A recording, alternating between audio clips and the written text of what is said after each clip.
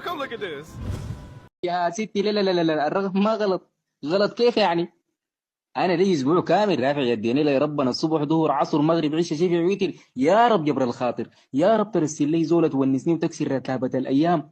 وجيتي انت شخصيه تقول لي غلط؟ رجال مساكين. من الليله يا ست الكل اعتبري انك وصلت صاحب الرقم الصح. ده حالة ده ولا كزران؟ الرقم ده ما غلط، دي صدفه، وكانت اجمل صدفه، واروع منك تاني ما اظن القى.